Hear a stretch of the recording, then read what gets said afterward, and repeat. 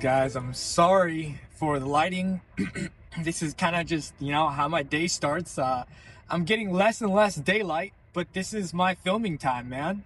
So, in the beginning of my videos, maybe I'll just do like a cover or something like that until my video gets light, because this is kind of where I am. So enjoy my teeth, that's the best I got for you. Now, there's been this crazy case going around about this, was it Clancy or something? It's this woman who supposedly, I think, strangled or killed somehow her 3 children. And, of course I could just go inform myself. I could look up this case and I could do all that, but I don't want to. Without even looking up the facts of the case, I'm going to make a very logical conclusion, and I'm challenging you right now. I'm going to put my neck out there like this. I'm telling you right now, I will be right. Just because I can use logic, just because I can use reasoning, I will be right. And just because I'm right, and majority of people with common sense are right, doesn't mean you get to say, well, she was framed. She didn't do it, but she's just going to admit to it. Her husband is forcing her to do it.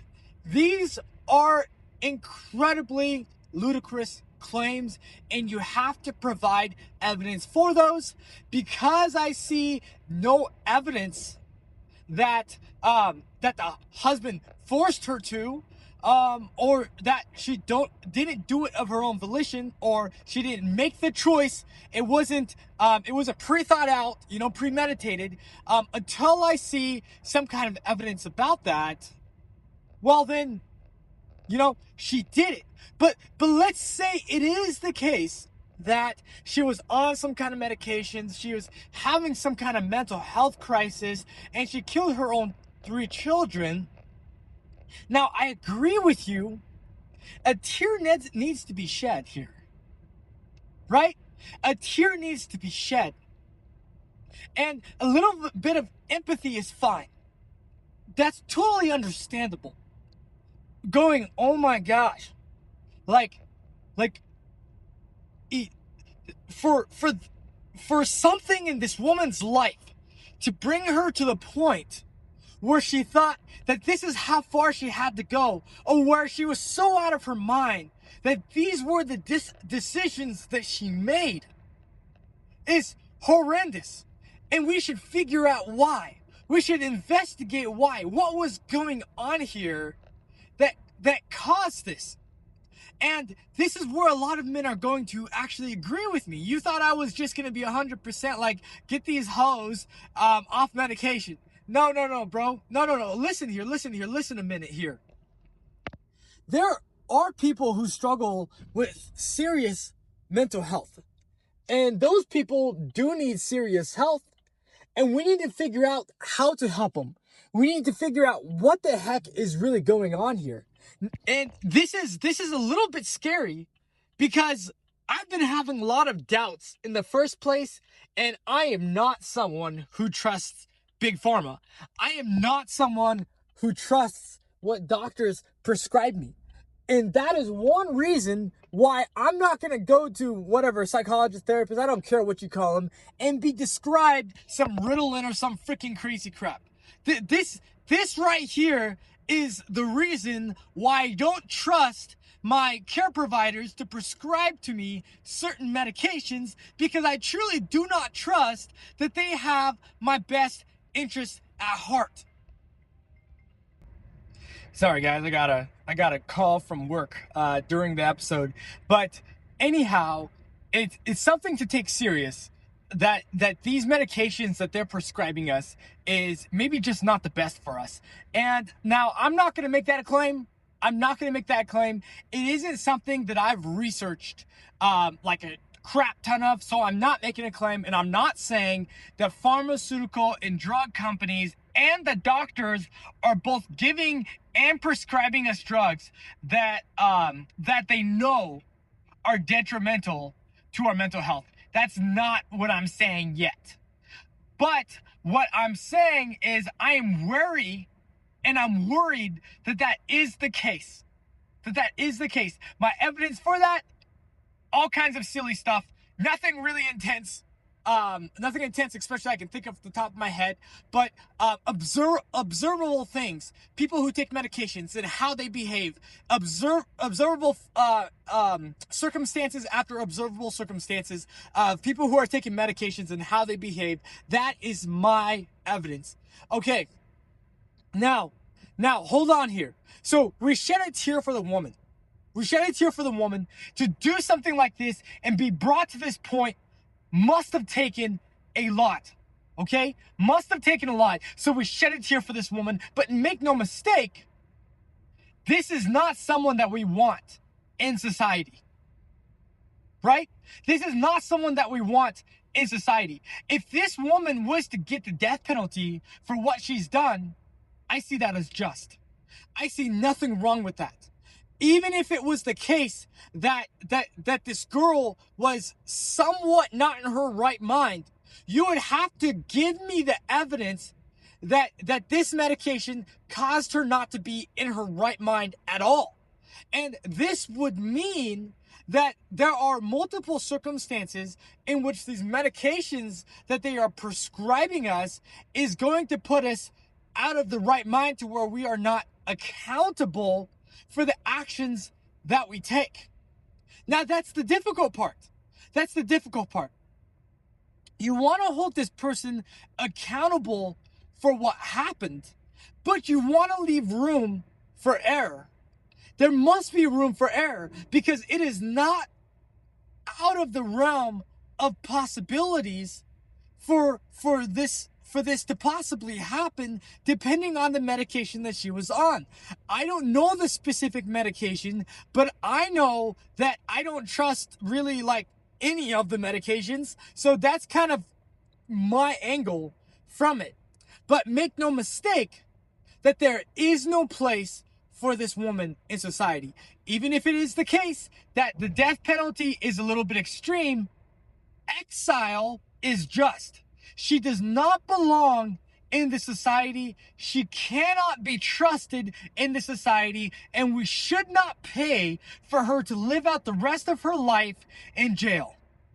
That is not a burden that society should take on. Now, on the other side of the coin, we need to start taking a little bit more serious these medications that we are prescribing. We need to delve into these things. And we need to figure out what the hell is going on here. Because America and a lot of other countries have a real problem with the way that they are prescribing patients.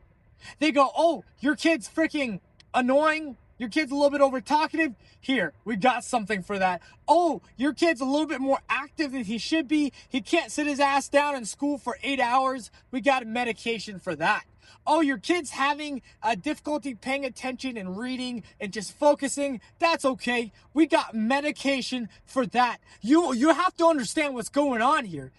What's happening in America is the government has made it so hard for parents to raise their children off of one income that two people now have to work to provide for the family. Now that two people have to work to provide for the family, the government is double taxing families, which they were not able to do. So they have all these resources, and guess what? We're double taxing, and we're in more debt ever than we have been. So life for us, even though we're paying more towards our social expenditure, has gotten worse. Things haven't gotten better. Our great-grandfathers, our grandfathers, even the freaking baby boomers are living better lives and better economies than we were. Frick, man, I'm meeting people who lived through the Great Depression who are freaking happier than I am. That's the freaking reality. So what the government has done is the government has kind of constructed society in such a way that they raise your children. Look around you. Look how many parents both have to work to make things work. Well, who's raising their children? These children go to public schools for 8 hours a day. 8 hours a day. Parents spend 8 hours away from their children a day. Parents don't even get to raise so many of these children. I know for this Clancy chick that isn't the case, but just watch what's going on here. Parents don't raise their children. All parents do is they look for easy solutions because they think that they have to. They don't have time to teach their children emotional discipline, delayed gratification, moral values and virtues. No, the institutions that the government has constructed, they actually teach your children all these things. So when the teacher comes to you and the teacher tells you these are the problems that we're having, most of these parents don't actually have time to address them. They don't really have time to teach their children how to fix these things. What they have time for is medicating their children and getting a quick solution for their problems. They don't freaking have time. So that's what's happening. So you just keep prescribing people. You keep prescribing people. Another call, sorry, off my call. So now I hope you understand that I'm now what I'm making here, those things I just made are claims. And I have evidence to back those things up. That parents aren't able to raise their children anymore. That you have to have a 2-income household, typically in America, to make things work. That parents are just prescribing their children all these medications just for quick solutions. I have all kinds of evidence for all that stuff. All that stuff are things that you can observe every single day. Now, like I said, it's no excuse. It's no excuse. There is no place in society for this woman. None. She doesn't belong in our society, and we shouldn't be paying for her life. So I don't know whether that means she needs the death penalty or whether that means she needs to be exiled, but we do not want her or need her in our society. Not at all. And I'm gonna go even as far as to say that she doesn't need our help. The reason she doesn't need our help is because she cannot be trusted in the future to be in our society. Therefore, she does not deserve our help. We need to dispose of her, whether that be exile or the death penalty. We don't want none of that. We don't want none of that. So women, if you're listening to this and you're a little bit crazy here, thinking that we should get her, all this blah, blah, blah, blah. No one wants to pay for that shit. No one wants to pay for that. Get her the frick out of our society. Get her the frick out of our society. Okay? Now, here's another note, though. Here's another note. Here's why these women are freaking crazy. Here's why these women are acting all crazy right here. Right here. Feminism is kind of like, well, how should I call it? It's like the earth. Think of feminism like the earth, like a large mass of matter. And we all know what typically feminism includes. So in this large mass of matter is freedom, sexual freedom, hoeing, prostitution, non-submissiveness, attitude, bitch-like behavior, boss bitch, all that kind of stuff. That's what our matter of earth is made of, okay? And this matter has an atmosphere, right? And so what happens when women get close to this matter, because matter tends to have a gravitational pull, is women get closer and closer to this feminism mass, and what happens is they get drawn in, and the next thing they know, the faster and faster they get going, to the point where they live in feminism world. And it's really hard to see outside of feminism world. Once you're in feminism world, well, you have this kind of thing called whatever, the atmosphere, the firmament or whatever. So for the most part, you're kind of just stuck. And to get out of feminism world, you have to get a little bit creative. You really have to have something that can launch you pretty dang far. Well, a lot of people really just, don't have that. A lot of people women really don't have that. So a lot of women get drawn to feminism and then they can't get out of feminism. So feminism has drawn in all these women. Feminism is what seems to unite women. It unites women who are atheists. It unites women who are hippies. It unites women who are Christian. It unites women who are spiritual.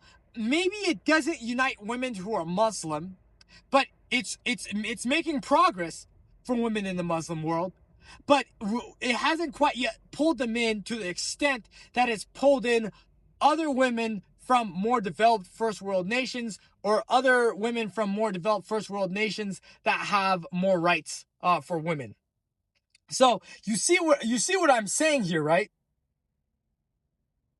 So feminism has really drawn women in, and it's kind of become like a part of their personality.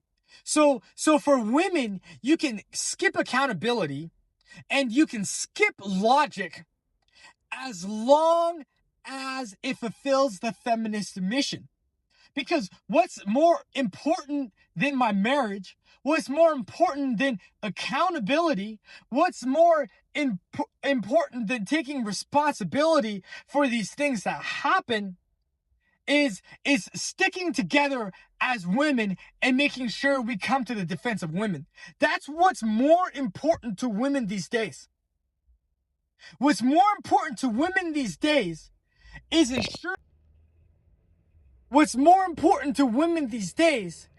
ensuring that they have the right to kill their offsprings, at the expense of their families, they have the ability to pursue their happiness. Whatever happens, they don't have to submit to a man. And whatever happens, that they always have a choice to enter the workforce and abandon their families. Those 4 things I just named are the most important thing to women in the atheist group, the hippie group, and the Christian group. What I'm saying here is feminism is such a powerful force that it has taken center stage in the lives of all these women. It has made religion a secondary problem. It has made accountability a secondary problem. It has made marriage and family a secondary problem. These things to women are secondary. They think that the primary issues that they are facing today is having the right to kill their offspring, having the right to pursue their happiness at the expense of their marriage and their family. Frickin' A, I forgot the other ones I named. Gosh dang it, but you know exactly where I'm coming from. That's where I'm coming from. And I hate to be negative, but the reality that we have to face is these women haven't been slapped with reality because men work so hard. They work so hard and they sacrifice so much to allow these women to live in such a gosh dang easy and coddled society that they haven't been slapped with the reality of life. No women in this generation have been slapped with reality. No women in Croatia, Hungary, freaking UK, Spain, America, Sweden, blah, blah, blah. All of these women live the most safe and easiest freaking lives. I don't care what you have to say. I don't care what the rape statistics are. Blah, blah, blah, blah, blah, blah. Shit happens all the time to both men and women. For women, it's more of a fear about rape. For men, it's more of a fear about gang violence and being shot and being beat the shit out of. So both genders have their things that they have to be concerned about in every country that you go in. But women today live the safest and easiest lives that has been known to women in any society, in any civilization. Their lives are so freaking easy. Their lives are so freaking easy that they invented some crazy ass shit like feminism. And now they think that they can pursue their happiness at the expense of their marriage and family. That their biggest priority is having the right to kill their freaking offspring. That's the point where it's come to. That's where this stuff has come to. I mean, this is crazy. This is absolutely wild. So, I want to know your guys' thoughts on this. I want to know your guys' thoughts. And you guys want to think right now, oh, he's so negative towards women. No, I'm realistic towards women. I'm realistic. These women are unreal freaking listic. They have lost their minds. I attribute the fall of America a lot to feminism. Women have a huge role that they've played in the fall of America. And women are playing a huge role in the fall of a lot of other first world countries. Notice this. Women tend to be more left-leaning. They tend to be a little bit more liberal. They tend to be more so okay with these socialist ideals. Why is that so many women are drawn towards these ideas? Because women cannot conceive. They cannot conceive of a reality in which they had to die by the thousands, be pillaged and raped by the thousands, have their children taken from their arms by the thousands. They cannot conceive such a reality. And because they cannot conceive of such a reality, they think what they're actually doing by erecting feminism and following all these ideas is taking preventative measures to ensure that doesn't happen. But what women don't understand, because they've lost their perception of reality, is men manipulate and men build societies. They've lost track of that. Women have rights because men allow it. Women serve in governments and hold power because men allow it. Women work in the workforce because men allow it. Women dress the way they do in these first world countries because men allow it. I can literally show you countries in which men do not allow it, so women do not do it. It is that simple. It is that simple. Women need to come back to reality. I don't know what that's going to take, but we need to help these women step back into reality. What these women should be saying is, I've shed a tear. This must have been awful and difficult, but that woman has no place in this society. That woman has no place in this society. That's what I'm saying. That's what I'm saying here. It's a freaking tragedy. It's a tragedy. But are we really surprised? These Christian women are the worst. They're actually the worst. Because when these atheist/liberal women say this shit, well, I mean, so what? 3 million babies are killed a year and they don't blink an eye. I mean, do we really expect atheists and liberal women to have some kind of, emotional difficulty with the murder or killing of 3 children? Not freaking really. No, not really. I don't. But these Christian women, man, what the frick are they doing? What are they doing? I literally looked at this Facebook post by Bryson, this Christian rapper, and he calls this out for the evil that it does. And you see all of these Christian women trying to skip accountability and say that the man had something to do with it. It was somehow the man's fault. And blah, blah, blah. Here's what I'm going to tell you. We should have expectations for men in society. We should have expectations for how men take care of their family, for how men treat their wives and such.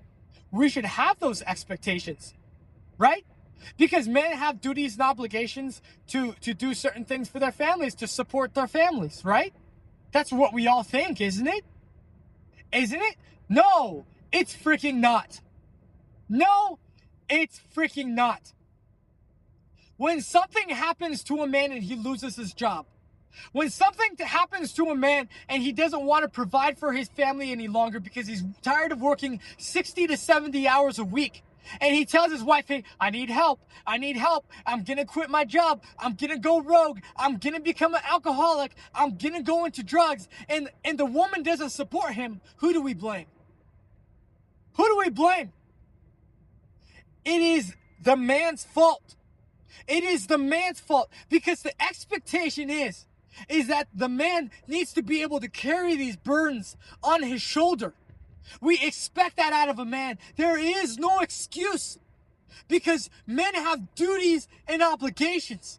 It's okay to seek help.